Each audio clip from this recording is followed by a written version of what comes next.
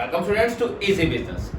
Students, हमने जो अपना चैप्टर स्टार्ट किया हुआ है वो है स्टॉक एक्सचेंज, और आज हमने उसका सबसे मेन टॉपिक करना है जो कि क्या है, SEBI, security exchange board of India. जी क्या है security exchange board of India, क्या ये वर्किंग करता है, उसके बारे में जानना है हमने।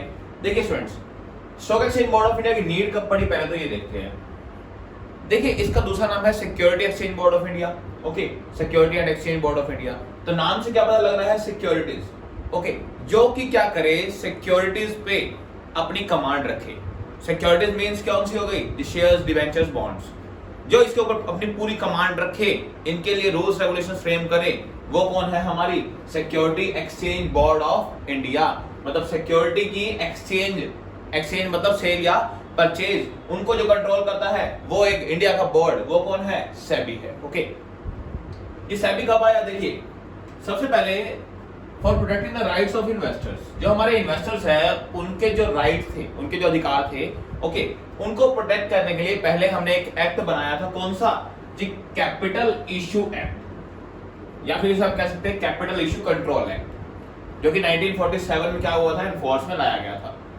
क्या था ये, देखिए जी, कैपिटल इशू का मतलब क्या है जी, हमने जब कैपिटल रेज की, मतलब कैपिटल मतलब सिक्योरिटीज एक तरह से, उसमें क्या अगर कोई क्या आ रहे हैं, इशू आ रहे हैं, तो उन्हें कंट्रोल करने के लिए क्या बनाया था, एक एक्ट बनाया था 1947 में। ओके, लेकिन वो एक्ट क्या हो गया था, फेल हो गया था पूरी तरह से इन सिक्योरिटीज को कंट्रोल करने में।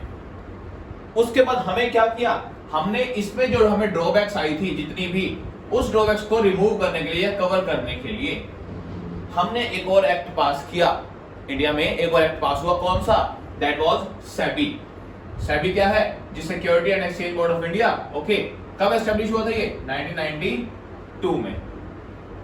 तो अभी ये क्या है जी, security and exchange board of India, ये पूरी तरह से कंट्रोल कर रहा है हमारी किसको, जी सिक्योरिटीज की जो मार्केट है, जो स्टॉक एक्सचेंज मार्केट है उसको। Okay, I think meaning clear हो गया होगा कि security exchange board of India है क्या। ओके, अब इसके फंक्शंस हम पढ़ेंगे, कौन कौन से फंक्शंस करता है ये। पहले आते हैं हम इसके ऑब्जेक्टिव्स पे कि क्यों बनाया गया था, इसका मेन उद्देश्य क्या था। ओके, देखो फर्स्ट ऑफ ऑल क्या कह रहे हैं हमारा जी, regulation of stock exchange. Regulation क्या है जी, रेगुलेशन का मतलब है रेगुलरिटी लाना। रेगुलरिटी मतलब कि रेगुलर डीलिंग्स हो किसमें, स्टॉक मार्केट में या स्टॉक एक्सचेंज मार्केट में। जो रोज रोज डीलिंग होने लग जाए, इनकी रेगुलेशन को कौन देखता है, जिस सेबी देखती है। देखिए रेगुलेशन कब आएगी, रेगुलेशन मतलब रोज लोग शेयर कब खरीदेंगे, कब बेचेंगे जी, जब उन्हें पता है कि उनका शेयर्स खरीदना या बेचना सिक्योर्ड है। तो जब सिक्योर्ड होगा तभी आप शेयर्स खरीदोगे और बेचोगे। तो सेबी का मेन ऑब्जेक्टिव क्या था, पहली बात तो रेगुलरिटी ले आए किसी भी तरह डीलिंग्स में, कि रोज रोज डीलिंग्स होने लग जाए। ओके, सिक्योरिटीज में। दूसरा क्या था कि प्रोटेक्शन टू द इन्वेस्टर्स को प्रोटेक्ट करना। इन्वेस्टर्स मतलब जिन लोगों ने पैसा लगाना है किसमें, सिक्योरिटीज में, उनके इंटरेस्ट को सिक्योर करना। इंटरेस्ट मतलब जो उन्होंने पैसा लगाया हुआ है, उनको ये गारंटी देना, ये एश्योरेंस देना कि उनका जो लगाया हुआ पैसा है वो सब क्या है, बिल्कुल सेफ है, उन्हें कोई भी इसके ऊपर माल प्रैक्टिसेस उनके साथ नहीं होगी। या फिर देखिए कंपनी पता क्या करती है स्टूडेंट्स, कंपनी क्या करती है, कंपनी ना जान के अपने शेयर्स बेचने के लिए ना कई बार प्रॉफिट अपना प्रोस्पेक्टस में ज्यादा दिखा देती है। देखिए हमें इतना पता है, शेयर्स को परचेज करने के लिए या कंपनी जब शेयर इशू करती है तो क्या निकालती है, प्रोस्पेक्टस। ओके, अगर कंपनी प्रोस्पेक्टस में कोई गलत इंफॉर्मेशन दिखा दे, अपने प्रॉफिट ज्यादा दिखा दे जो एक्चुअल में नहीं है, ओके, उन्होंने दिखा दिया प्रॉफिट ज्यादा, इन्वेस्टर्स ने क्या किया, वो प्रॉफिट देख के ये कंपनी तो बहुत अच्छी है, बहुत अच्छे से रन हो रही है, उसने पैसा लगाना शुरू कर दिया। तो क्या होगा जी, ये हो गई माल प्रैक्टिसेस। मतलब ये क्या कर रहे हैं जी, कंपनीज फ्रॉड कर रही है विद द इन्वेस्टर्स। तो उस फ्रॉड को बचाने के लिए, प्रोटेक्ट जो इन्वेस्टर्स है उसके इंटरेस्ट को प्रोटेक्ट करने के लिए सेबी को एनफोर्स में लाया गया था। ओके, तो सेकंड ऑब्जेक्टिव क्या था जी, जो भी हमारे इन्वेस्टर्स है उनके इंटरेस्ट को प्रोटेक्ट करो। ओके, और साथ में जो पेमेंट्स वगैरह होती है या जो डीलिंग्स होती है, ओके, मतलब इनकी पेमेंट में या इनको डिविडेंड देने में, जैसे शेयर्स पे हमें क्या मिलता है, डिविडेंड, डिवेंचर्स में क्या मिलता है, इंटरेस्ट। तो जो शेयर्स है, जो इंटरेस्ट जो उन्हें मिल रहा है, उसमें भी कोई भी कंपनी फ्रॉड ना कर पाए, उन्हें टाइम पे डिविडेंड मिल पाए, टाइम पे पेमेंट मिल पाए। तो ये सब काम भी किसका था, सेबी का। ओके, थर्ड ऑब्जेक्टिव क्या था, चेकिंग द इनसाइडर ट्रेडिंग। ये इनसाइडर ट्रेडिंग क्या होती है, पहले तो हमें वो समझना होगा। देखिए स्टूडेंट्स, इनसाइडर मतलब जो अंदर, जो बिजनेस के अंदर है, वो क्या करते हैं, वो ट्रेड करने लग जाए, वो व्यापार करने लग जाए। इसका मतलब क्या है वो सुनिए। देखिए स्टूडेंट्स, एक प्राइवेट कंपनी में तो हम पब्लिक को इनवाइट कर ही नहीं सकते। प्राइवेट कंपनी की बात कर रहा हूं जिसमें हम पब्लिक को इनवाइट नहीं कर सकते जी, वहां पर इनसाइडर ट्रेडिंग अलाउड है, क्योंकि वहां पर तो सारे ट्रेड कर ही कौन रहे हैं, जो पर्सन अंदर है पहले से कंपनी में। लेकिन किसी भी पब्लिक कंपनी या गवर्नमेंट कंपनी में इनसाइडर ट्रेडिंग इलीगल है पूरी तरह से। इनसाइडर ट्रेडिंग का मीनिंग क्या होता है वो सुनिए जी। देखिए, कंपनी के वो पर्संस जो कि कंपनी की बड़ी बड़ी सीट्स पे बैठे हैं, जैसे डायरेक्टर्स हो गए, प्रमोटर्स हो गए या मैनेजर्स हो गए, वो सब ओके, जो बड़े बड़े पोस्ट पे जो कंपनी को हैंडल कर रहे हैं, वो पर्संस, अगर उन्हें कंपनी के बारे में कोई सीक्रेट इंफॉर्मेशन मिल जाती है, अगर उन्हें कंपनी के बारे में कोई सीक्रेट इंफॉर्मेशन पता लग जाती है जिससे कंपनी के शेयर्स की वैल्यू या तो बढ़ेगी या कम होगी, मतलब शेयर्स की वैल्यू पे कोई ना कोई इफेक्ट आने वाला है, मान लीजिए शेयर्स की वैल्यू बढ़ने वाली है आगे, तो वो क्या करे, वो छुपके से कंपनी के शेयर्स खरीद ले या अपने रिलेटिव्स को बेच दे। ओके, अगर उनके पास कोई सीक्रेट इंफॉर्मेशन आती है तो वो अगर उसका फायदा उठाए, या फिर मान लीजिए शेयर्स की वैल्यू कम होने वाली है तो वो अभी से क्या कर दे, अपने शेयर्स मार्केट में सेल करवा दे और प्रॉफिट अर्न कर ले। तो जब भी किसी सीक्रेट इंफॉर्मेशन का जो कंपनी के अंदर पर्सन है वो फायदा उठा ले, ओके, तो उसे हम क्या कह देते हैं, इनसाइडर ट्रेडिंग। तो पूरी तरह से क्या है, ये इलीगल है, ओके, क्योंकि ये मैनेजर्स या फिर ये डायरेक्टर्स वगैरह जो है, ये खुद से शेयर्स कंपनी के नहीं खरीद सकते अगर कोई ऐसी सीक्रेट इंफॉर्मेशन उन्हें मिलती है तो। ओके, तो ये तो था इनसाइडर ट्रेडिंग होता क्या है। जो सेबी क्या करती है, सेबी इसको टाइम टू टाइम चेक करती है कि कोई कंपनी ऐसा कर तो नहीं रही, कोई कंपनी इनसाइडर ट्रेडिंग करके पब्लिक को अपने साथ फंसा तो नहीं रही, जिससे पब्लिक का जो जनरल इंटरेस्ट है उस पर कोई ना कोई इफेक्ट आ रहा हो। ओके, तो ये क्या होता है जी, ये सेबी क्या करती है, इनसाइडर ट्रेडिंग पे भी क्या करती है, टाइम टू टाइम चेक करती रहती है। ओके, तो ये तो इसका थर्ड ऑब्जेक्टिव था। जो लास्ट क्या है, कंट्रोल ओवर ब्रोकर्स। जी सेबी क्या करती है, अपने ब्रोकर्स पे भी क्या करती है, कंट्रोल करती है। मतलब जी कहीं जो ब्रोकर्स है उनके वो एक्स्ट्रा कमीशन चार्ज तो नहीं कर रहे, कहीं वो पब्लिक से ज्यादा कमीशन ले रहे हो जितना एक्चुअल में है, ओके, कहीं वो पब्लिक को गलत डायरेक्शन दे रहे हो, तो ये ब्रोकर्स पे भी क्या करती है, रेगुलेशंस में चेक करती है, मतलब रेगुलर चेक करती रहती है ब्रोकर्स को भी, ओके, उनके ऊपर भी क्या करती है, अपना कंट्रोल रखती है। तो ये थे हमारे मेन फंक्शंस और मेन ऑब्जेक्टिव्स जो कि किसके थे, सेबी के, कि सेबी का मेन काम कौन कौन से है, मेन उद्देश्य क्या था सेबी का आने का, कौन कौन से थे। पहली बात, रेगुलरिटी बनाए रखे किसमें, डीलिंग्स में, स्टॉक एक्सचेंज में, ओके। दूसरी बात, इन्वेस्टर का जो इंटरेस्ट है उसको प्रोटेक्ट करके रखें। थर्ड क्या था जी, इनसाइडर ट्रेडिंग ना होने दे। और फोर्थ जी, कंट्रोल करे किसको, ब्रोकर्स को, ओके। अब आते हैं स्टूडेंट्स, अब जानते हैं कि सेबी कौन कौन से कार्य करती है, मतलब फंक्शंस ऑफ सेबी, वो टॉपिक देखते हैं। आते हैं स्टूडेंट्स फंक्शंस ऑफ सेबी पर। ये सेबी कौन कौन से फंक्शंस करती है। देखिए सेबी के फंक्शंस को हमने मेनली 3 पार्ट में डिवाइड किया है। कौन कौन से जी, एक तो है प्रोटेक्टिव फंक्शन, ओके। प्रोटेक्टिव मतलब एक सेबी क्या करती है, हर एक के इंटरेस्ट को प्रोटेक्ट करती है, एक तो वो फंक्शन हो गया। एक है रेगुलरिटी फंक्शन, कि सेबी रेगुलर क्या क्या वर्क करती है रेगुलेशंस में लाने के लिए हर एक चीज को, ओके। जो सेबी के रेगुलर वर्क्स है एक उसमें हो गया। और एक क्या हो गया, डेवलपमेंट फंक्शन, कि सेबी डेवलपमेंट के लिए कौन कौन से फंक्शंस करती है। तो 3 मेन पार्ट में हमने डिवाइड कर दिया, 3 मेजर हेडिंग में, एक एक करके डिस्कस करते हैं। देखिए सबसे पहले क्या है, प्रोटेक्टिव फंक्शन। प्रोटेक्टिव मींस जो इंटरेस्ट है इन्वेस्टर्स का उसको प्रोटेक्ट करना, ओके।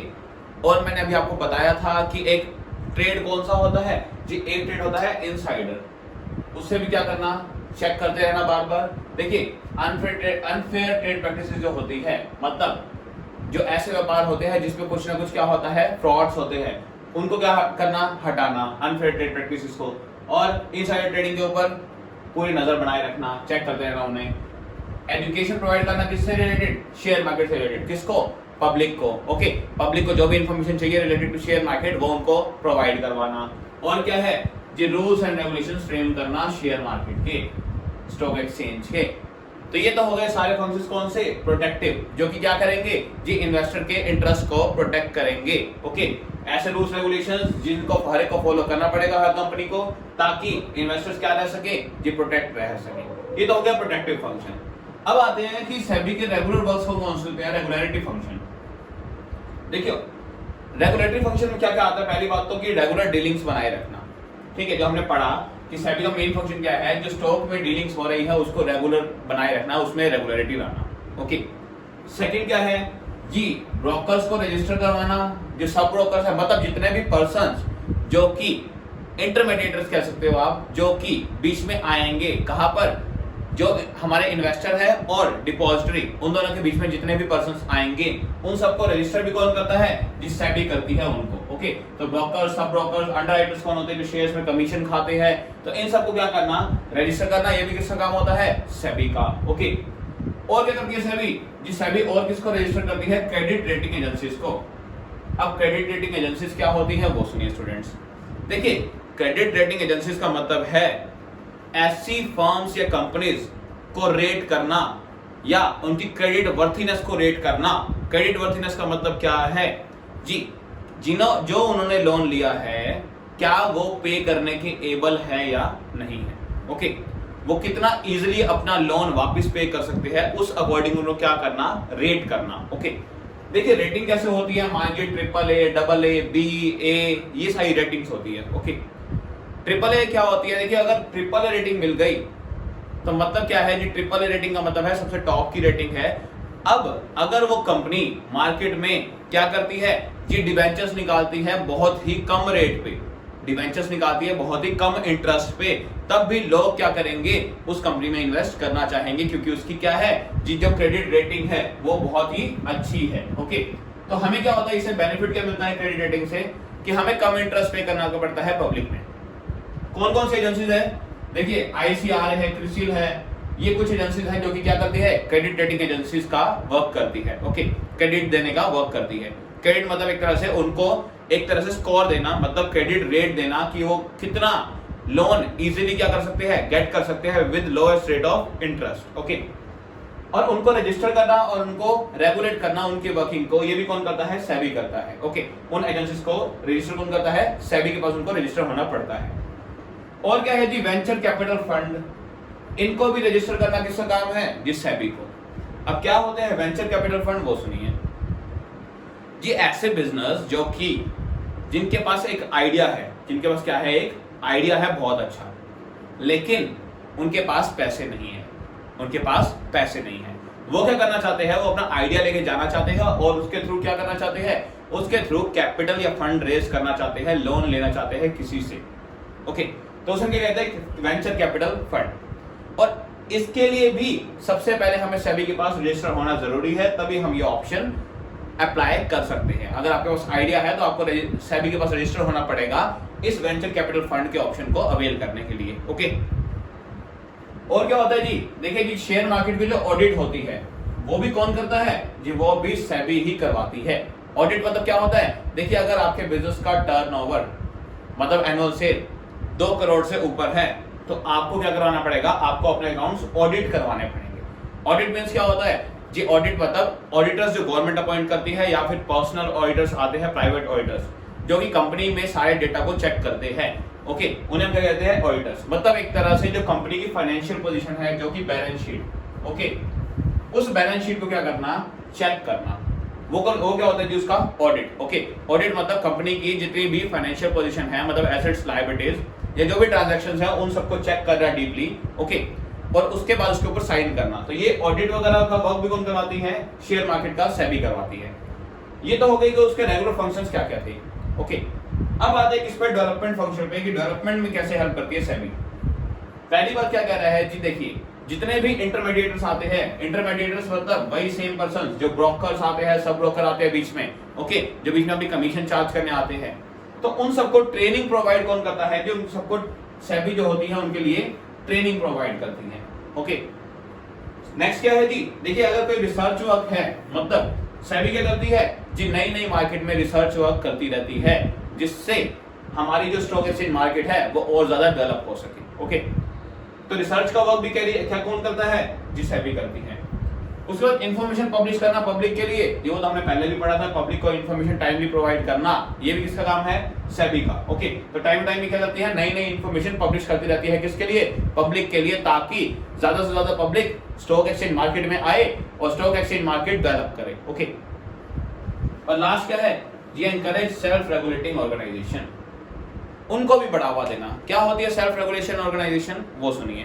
देखिए सेल्फ रेगुलेटिंग का मतलब है कि खुद से काम करने वाली, जिनको गवर्नमेंट की हेल्प नहीं चाहिए होती। ओके, ये खुद से ही अपना फंड लगाना चाहती है और खुद से अपने रूल्स रेगुलेशंस बनाना चाहती है, जिनके लिए इन ऑर्गेनाइजेशन के लिए कम से कम इनके पास 1 करोड़ होना चाहिए बिजनेस को स्टार्ट करने के लिए। Okay, with 1 crore of capital they can start their business. Okay, 1 crore capital के साथ अपना बिजनेस स्टार्ट कर सकते हैं, पहली बात।